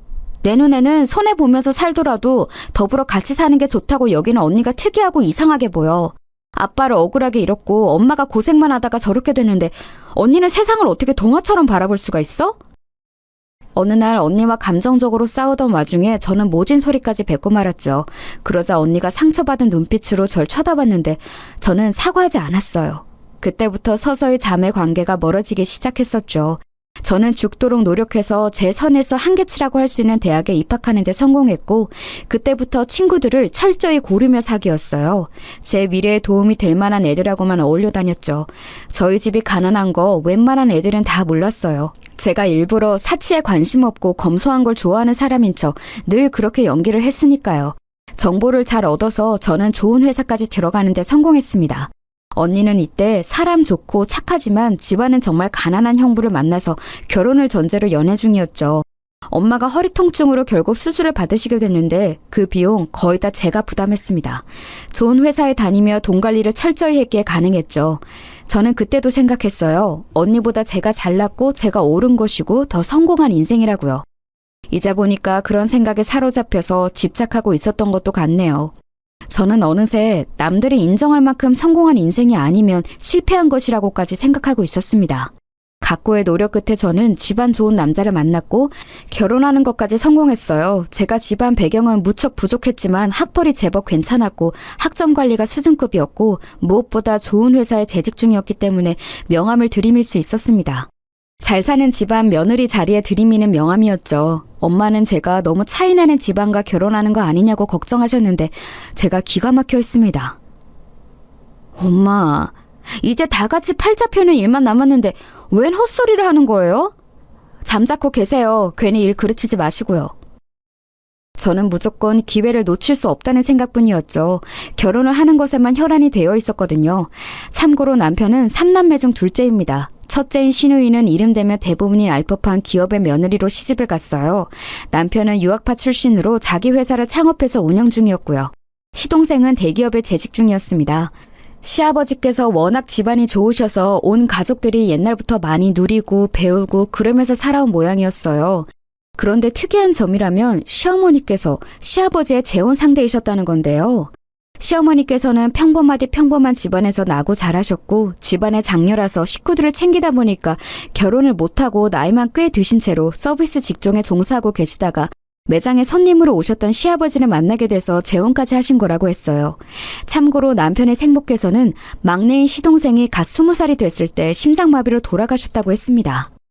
아, 그래서 엄마와 자식 간의 사이가 왠지 모를 거리감이 느껴졌었던 거구나. 자식들이 다 큰 다음에 재혼하신 계모이셨어. 제가 남편을 종용해서 굳이 시어머니께 잘 좀 해드리라고 그럴 필요는 없을 것 같았어요. 저야말로 이제 알아서 제 밥그릇이나 챙겨야 할 것 같았으니까요. 시댁의 이모저모를 파악하고 있던 제 눈에 단연 들어온 상대는 바로 동서였습니다. 동서는 시댁만큼은 아니더라도 꽤 유복한 집안 출신이었고 조용하고 과묵한 시동생에 비하자면 지나치게 외향적인 인물이었죠. 늘 자신감 넘치는 표정, 오만한 말투 이런 것들을 마주할 때면 솔직히 저는 주눅이 들었어요. 저게 바로 제가 후천적으로 만들어내고 흉내낼 수 없는 진짜 벽이 같았죠. 타고난 부잣집에서 나고 자라며 저렇게 굴 수 있는 걸까 싶어서 솔직히 속으로 처음에는 부러워했습니다. 다 마신 물컵을 아무렇지도 않게 시어머니께 전달드리면서 치우세요라는 눈치를 보내는 동서를 목격했을 때는 엄청 놀랐었지만 굳이 놀란 티를 내진 않았고요. 가만히 물컵을 치우는 시어머니를 보면서 제가 앞으로 어떻게 처신해야 할지를 열심히 계산했었네요. 기묘한 줄다리기를 이어가듯이 그렇게 지냈던 것 같아요. 그러던 어느 날 다 같이 온 식구가 주말에 모였을 때였는데요. 시어머니께서 웃으며 말씀을 하시다가 손으로 살짝 동서의 머리카락을 쳐버렸어요. 그건 아프지도 않고 아무것도 아니잖아요? 그런데 동서가 인상을 휙 쓰면서 시어머니를 째려보더니 잠시 후 아무도 몰래 거실과 밑창으로 시어머니의 발등을 꾹 한번 눌러박는 게 아니겠어요? 하필 이런 것들을 저만 목격했기에 저는 표정 관리하느라 애를 썼죠. 그러다가 다들 각자 대화를 나누느라 어수선한 분위기일 때 시어머니와 동서가 단 둘이 이동하는 모습을 봤습니다. 복도 끝방으로 들어가더라고요. 제가 그걸 따라가 봤죠. 너, 내가 이 말 안 하려고 그간 참고 또 참고 그렇게 인내하면서 지냈는데 기어인 내 입에서 이 말이 나오게 만드는구나. 너 혹시 내가 새엄마라고 계모라고 우습게 보는 거니? 그래서 나 만만하게 여기는 거야? 왜 그렇게 생각을 하셨어요?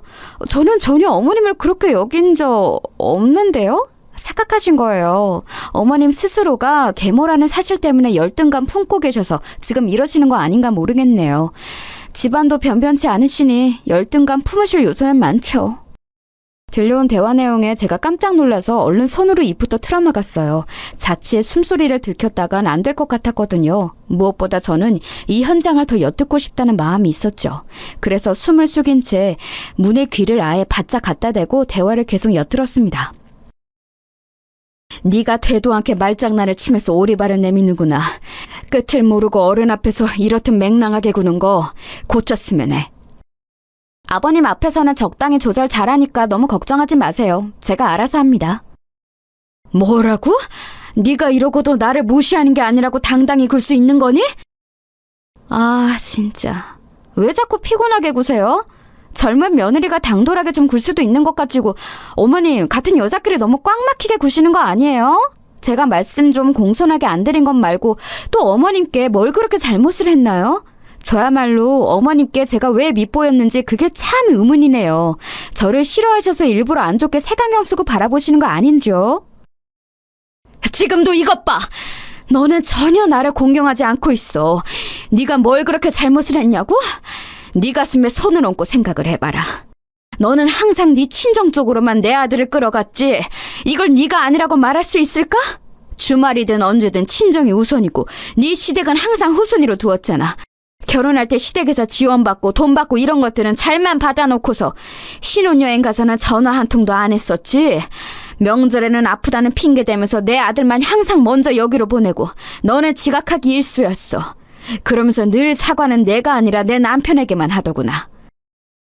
와, 어머님 그간 속에 쌓이신 게 많았나 봐요. 이렇게 흥분하시면서 말씀하시는 모습 처음 보는 것 같아요.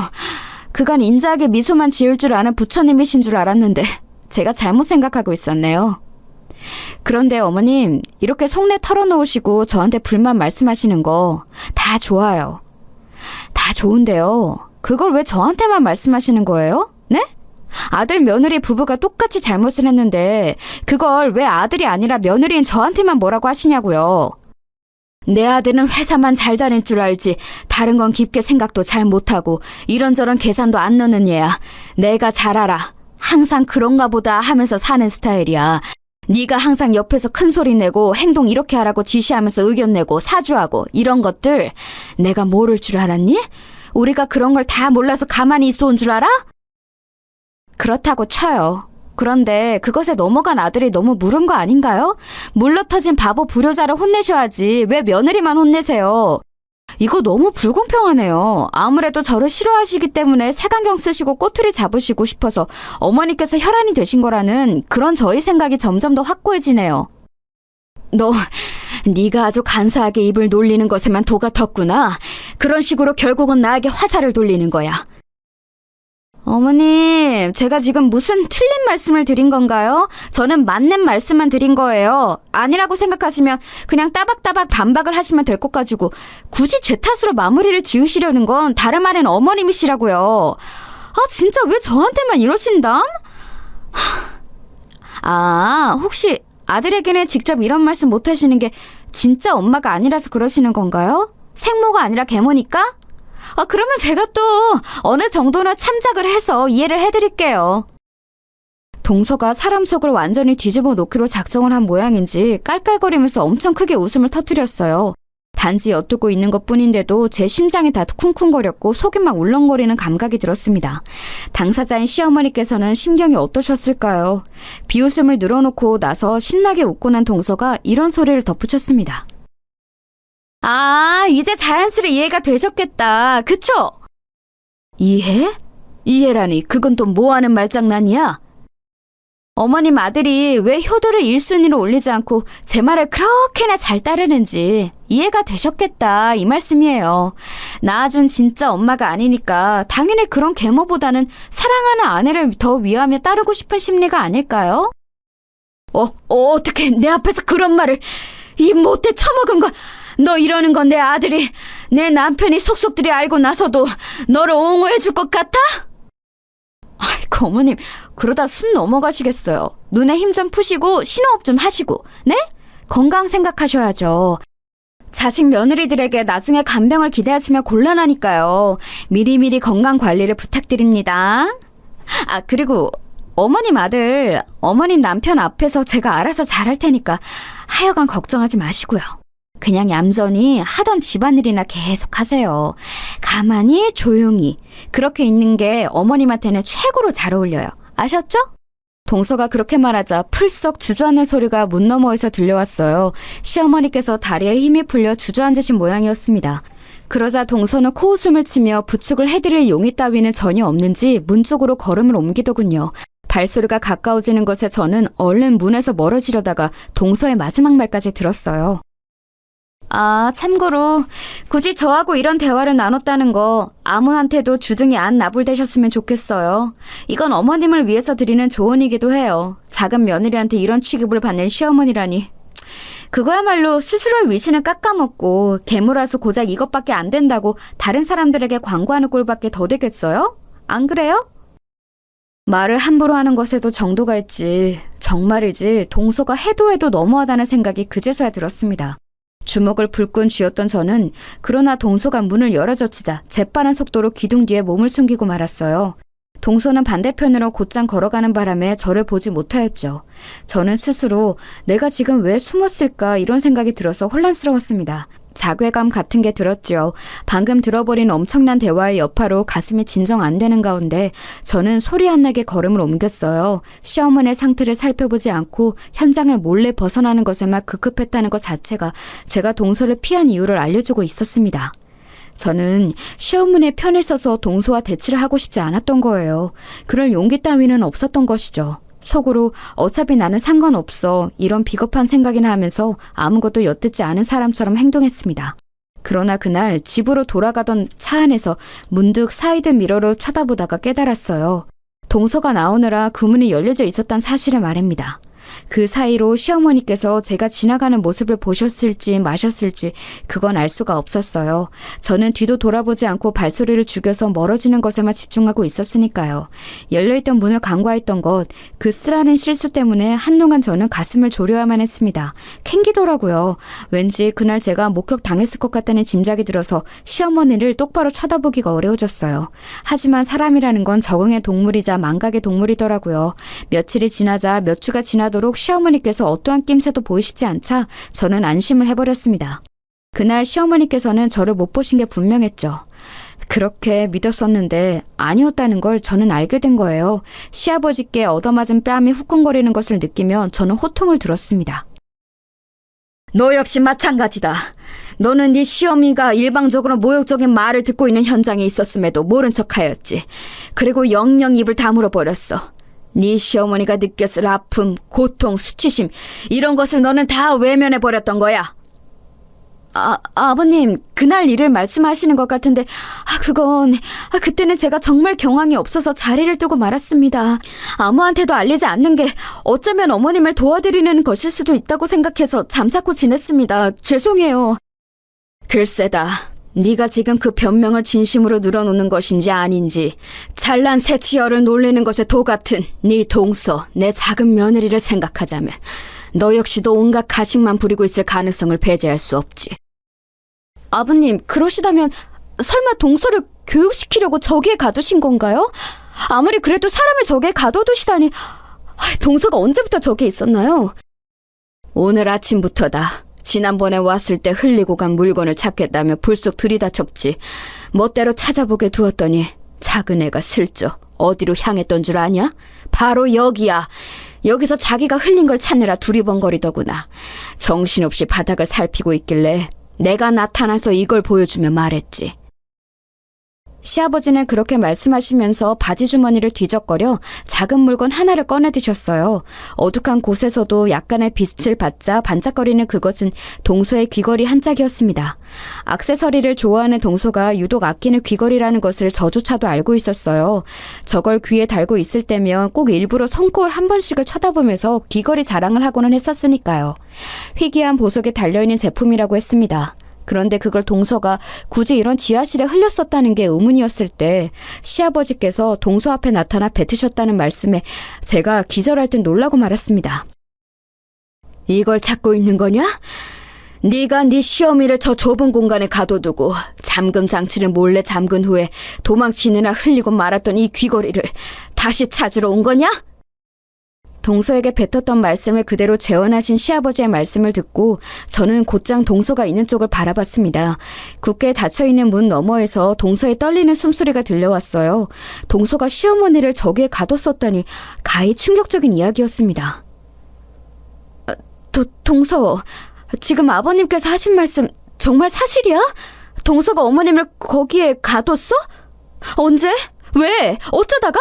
그건 있을 수 없는 일이잖아. 해서는 안 되는 짓이잖아. 저도 후회하고 있어요. 후회하고 있다고요. 제가 그날 유기농 채소 좀 얻으려고 들렀는데 어머님께서 혼자 계셨어요. 근데 제가 비닐팩 어디에 있냐고 그걸 여쭤봤는데 자꾸 대답을 안 하시고 저를 무시하시는 거예요. 열받아서 혼자 비닐팩 챙겨다가 채소 담으려고 했는데 암만 해도 비닐팩이 어디 있는지 안 보였어요. 부엌 살림을 들여다본 적이 있어야 알든가 말든가 하죠. 안 보여서 짜증난 와중에 어머니께서는 계속 저를 무시하시고 할 일 하시더니 뭘 챙기시려는지 쟁반 들고 여기 지하실로 향하시더라고요. 제가 따라가면서 말씀을 건네봤지만 그래도 자꾸 무시를 하시길래 이 안에 들어와서 뭘 한참 찾고 계시는 뒷모습을 보자 저도 모르게 그냥 문을 확 닫고 잠금장치까지 걸어버렸어요. 진짜 홧김에 그랬던 거예요. 작정한 건 아니었어요. 동서! 홧김에 그랬다고 쳐. 동서가 워낙 다혈질이니까 순간적으로 그럴 수는 있어. 그래도 얼른 문을 열었어야지. 저도 그러려고 했어요. 그런데 잠근 장치를 바로 열려고 하니까 이게 잘 안 되는 거예요. 달그락 소리가 나니까 안에서 어머니께서 갇히신 걸 아래 차리셨고 그때 저한테 너 작은 애니? 네가 나 가뒀니? 이렇게 말씀을 거시니까 너무 겁이 나서 그냥 도망쳐 버렸어요. 마침 집 밖에 지나가고 있던 택시가 보이길래 손 흔들어서 바로 타버렸고요. 세상에나 정말 어이가 없는 일이었습니다. 사고를 쳤음에 수습을 하면 될 것을 회피를 해버린 동서 때문에 시어머니께서는 휴대폰도 없이 그 안에 들어가서 장장 7시간을 갇혀 계셨다고 했어요. 그런 곳에 들어가 있으면 시간 가는 것도 가늠이 안 되어서 7시간보다 체감 시간은 더 길었을 거예요. 외출하셨던 시아버지께서 돌아오시고 나서야 시어머니는 큰 소리로 도움을 요청해서 당신의 위치를 알리실 수 있었습니다. 그리고 두 분은 지하실 계단에서 동서의 귀걸이를 발견하셨죠. 그때 시어머니께서 눈물을 흘리시며 그간의 모든 수모, 마음고생을 다 털어놓으셨던 거예요. 시아버지께서는 극한의 분노에 휩싸이셨지만 당장 응징하시겠다는 시아버지를 말린 건 시어머니이셨다고 합니다. 당신께서 분란이 불씨가 되는 건 사양이라고 하시면서 앞으로를 지켜보며 앞으로 벌어질 일들만 바로잡고 싶다고 하셨다고 하네요. 시어머니의 관용에 시아버지도 어느 정도 수긍을 하셨고요. 그런데 동서가 귀걸이를 찾으러 온 모습을 보자 시아버지께서는 그때 일을 추궁하셨던 거죠. 그리고 동서는 너무 찔린 나머지 헛소리를 하고 말았고요. 네? 어머니께서 이 안에 갇혀 계셨다고요?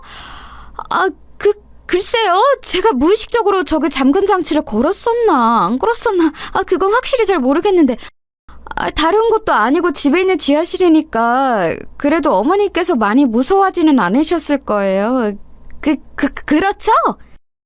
죄송하다고 사과를 해도 부족할 판국에 그런 소리를 늘어놓으니 시아버지의 화를 돋우고 만 것이었죠. 시아버지께서는 안 무서울 것 같으면 네가 들어가 봐라고 하셨고 동서는 자신의 말을 증명하기 위해 일단 안에 들어갔던 거예요. 그리고 시아버지께서는 잠금 장치를 거신 채 무작정 지하실 밖으로 나오셨죠. 남겨진 동서는 혼비백산이었고요. 일련의 과정들을 알게 된 제가 그 어떤 말도 함부로 뱉을 수가 없어서 고개만 떨구었습니다. 너는 그 젊은 나이로 고작 네 시간을 거기 있었던 걸 가지고 엄살을 다 떠는구나. 너보다 훨씬 나이가 많고 심약한 네 시어머니는 7시간을 훌쩍 넘기도록 그 안에 갇혀 있었고 내 도움으로 나왔을 때는 사지를 떨고 있었으나 너에게 당장 응징하겠다는 나를 열심히도 만류하였어. 앞으로 너에게 기회를 주고 싶다고 말하는 그런 너의 시어미를 네가 반의 반이라도 따라갈 수 있을까? 나는 없다고 본다. 그리고 큰애 너도 마찬가지다. 작은 애가 야비하다면 너는 비겁하기 짝이 없어. 너 역시 할 말이 없어야 마땅해. 시아버지의 말씀 앞에서 저는 진심으로 입이 10개라도 뱉은 말이 없어졌어요. 그 어떤 그럴싸한 변명을 내놓더라도 제 비겁한 행적이 지워지는 건 아니었으니까요. 숙연하게 고개를 떨구고 있던 그때 문 너머에서 동서의 흐느끼는 목소리가 들려왔어요. 아버님, 잘못했습니다. 제가 그간 오만방자했고 건방졌고 주제 넘었고 못되게 굴었습니다. 그러면 안 되는 거였는데 제가 부족한 인성 때문에 잘못을 저질렀어요. 죄송해요. 어머님께도 정식으로 사과를 드리겠습니다. 제가 조금 놀라서 시아버지를 쳐다봤어요. 동서의 목소리, 그건 들어본 적 없이 진실된 음성이었어요. 그것을 시아버지께서도 느끼신 건지 무표정했던 얼굴에 묘한 기운이 감도는 것이 보였습니다. 잠시 후 시아버지께서는 잠근 장치를 열어주셨어요. 그러자 눈물에 젖은 얼굴로 동서가 힘없이 안에서 걸어 나왔습니다. 동서는 재차 시아버지 앞에서 다시는 건방진 언행을 하지 않겠다고 맹세를 하였으며 시어머니께 따로 정식 사과를 드리겠다고 다짐했습니다. 그리고 저 역시 앞으로는 진심을 다해 시어머니를 공경하는 며느리가 되겠다고 시아버지 앞에서 약속을 드렸어요.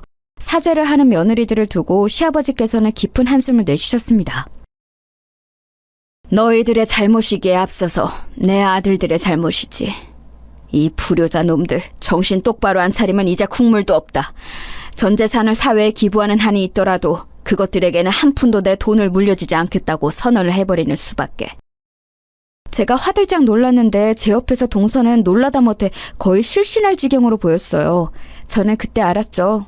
동서가 알아서 시동생의 시큰둥한 태도로 바꾸어 놓을 것이라고요. 저 역시도 남편하고 옳게 마음을 다잡고 잘 해나가야겠다는 생각이 들었으니 시아버지께서는 좋은 수단을 쓰신 걸지도 모르겠습니다. 여행에서 돌아오신 시어머니를 동서가 먼저 따로 찾아뵈었어요. 저는 그로부터 이틀 뒤에 찾아가서 인사를 드렸는데 그때 시어머니께 듣기로는 동서가 굉장히 공손해졌다고 하더라고요. 어머님, 제가 동서를 탓할 군번이 못 되는 것 같아요. 그간 제가 늘 가식적으로 계산적으로 필요한 언행만 하면서 어머님께 진심을 다하지 않았던 것은 아닌지 저 스스로를 돌아봤더니 많이 부끄러웠습니다. 죄송해요. 용서해 주신다면 앞으로 정말 잘하겠습니다. 이미 나는 네 마음을 다 알고 있으니 굳이 용서를 구할 필요는 없어. 네가 사실은 속이 깊고 생각이 무척 많다는 걸 나는 알고 있단다. 너를 보고 있자면 유복한 집안의 안주인 자리를 갑자기 꿰차게 되었던 날에 내가 생각이 나. 나에게 충실한 남편, 비록 살가운 자식들은 아니지만 그래도 나를 외면하지는 않기에 그것만으로도 고마웠던 삼남매. 내가 누리면서 동시에 책임져야 할 것들이었지. 행복하고 가슴 벅찼지만 어딘가 늘 초조했어. 내 자리가 아닌 것 같아서 걱정으로 악몽을 꿀 때도 많았어. 그런데 너를 보면 그 시절의 내가 떠올라. 시어머니께서 말씀을 이어가시는데 이상하게도 저는 눈물이 주르륵 흘러내렸어요. 아무도 알아차리지 못한 저조차도 애써 묻어두었던 제 내면 깊숙한 곳에 감춰진 모습을 시어머니께서 보셨다고 생각하니까 놀랍기도 했고 누군가 저를 알아주었다는 생각으로 감동에 차기도 했습니다. 그네야, 인생을 내가 지금까지 살아보니까 내가 사랑하는 사람들도 정말 소중하지만 나를 사랑해주는 사람들만큼 고마운 존재들은 없더라. 누군가에게 사랑받는 것은 정말 어려운 일이더라. 그런 존재들에게 늘 감사해야 돼. 그래야 인생이 더욱 가치 있어지고 의미 있어져. 저는 시어머니께서 왜 그런 말씀을 하시는지 알 것 같았어요. 고민하던 저는 오래간만에 언니를 찾아갔습니다. 자매가 단 둘이 마주 앉으니까 좀 어색하더라고요. 사는 이야기부터 조금씩 나누면서 그렇게 대화를 풀어갔어요. 그리고 저는 언니에게 미안하다는 말을 건넸죠. 늘 제가 옳다고 생각하며 언니의 모든 것을 깎아내리고 얕잡아 보았던 것, 스스로가 그랬던 것을 저는 너무나도 잘 알고 있었기에 그 점들을 솔직하게 고백하고 언니에게 사과했습니다. 그런데 사실은 언니, 나는 언니가 부러웠던 걸지도 모르겠어. 나는 세상을 원망하지 않으면, 성공을 목표로 삼지 않으면 하루도 제정신으로 버티기 힘들어서 일부러 악바리처럼 굴었는데, 언니는 그런 게 없어도 늘 하루하루를 여유롭게 웃는 얼굴을 살았으니까 그런 게 진짜 강인함이라고 생각했었던 것 같아.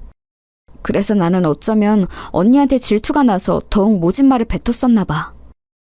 제 진심 어린 사과를 들은 언니는 깜짝 놀라더니 무척 고마워했어요. 용기를 내어서 사과를 해준 것이 대단하다며 저를 축켜 세워주었죠. 나이가 들고 나서도 언니는 언니이고 동생은 동생인가 보더라고요. 저에게 칭찬해주는 언니를 보니까 제가 누군가의 동생이라는 게 실감이 나서 간만에 순수한 미소가 제 입가에 지어졌습니다. 저는 그 자리에서 언니의 심경 고백을 처음으로 들어봤어요. 나도 힘들었어. 어찌 보면 너와 마찬가지였을 거야. 힘들었고 세상이 미웠지. 아르바이트를 하면서는 들장맨 소녀 캔디 마냥 외로워도 슬퍼도 나는 안 울어 이러면서 씩씩하게 행동했지만 늘 아프고 힘들었고 화상 입은 곳들이 쓰라렸고 집으로 가는 길에는 엉엉 울었어. 버스비가 아까워서 집까지 늘 걸어 다녔던 그 밤들이 서글펐어. 그때는 몰랐는데 지금 휴대폰으로 지도 앱을 켜서 거리를 환산해 보니까 내가 매일 밤 아르바이트를 끝나고 4km를 집까지 걸어갔던 거였더라. 학교 끝나고 거기까지 걸어가서 6시간 근무를 한 뒤에 다시 4km를 걸어서 집까지. 다시 지금 해보라고 해도 못할 것 같은데 고등학교 생활을 그렇게 했었네. 정말 힘들었고 괜찮은 척을 하지 않으면 더 힘들어질 것 같아서 스스로에게 주문을 걸었던 것 같아. 긍정적으로만 생각하며 살자고. 일부러 더 그랬던 거지. 언니의 말이 끝나자 저는 철이 들고 나서는 처음으로 언니를 품에 와라 끌어안았어요. 언니가 깜짝 놀라서 얼어붙어 있다가 제가 울기 시작하니까 자기도 막 울면서 저를 꼭 안아줬습니다. 이렇게 별거 아닌 대화로도 저희는 속마음을 확인할 수 있었고 사이좋은 자매가 될 수 있었어요. 그 이후로는 자주 교류하면서 엄마까지 세 모녀가 즐겁게 지냈죠. 다 시어머니 덕분인 것 같아서 저는 효도하는 며느리가 되었답니다. 남편한테 항상 시어머니께 잘해드리라며 잔소리 날리는 아내가 되었고요. 동서는 사실 곧장 큰 변화를 보인 건 아니었는데요. 차츰 사람의 기운이 괜찮아졌어요. 예전에는 항상 시한폭탄 같은 기운을 두르고 있었다면 이제는 호수를 운영하는 백조 같은 기운을 슬쩍 두르고 있었죠. 무엇보다 시어머니 앞에서 동서가 시건방지게 구는 일은 없었답니다. 잘못 꼬여 있던 탈해가 잘 풀려서 모두 잘 지내고 있기에 다행인 일상을 보내고 있어요. 앞으로도 순탄한 앞날만 펼쳐졌으면 하네요.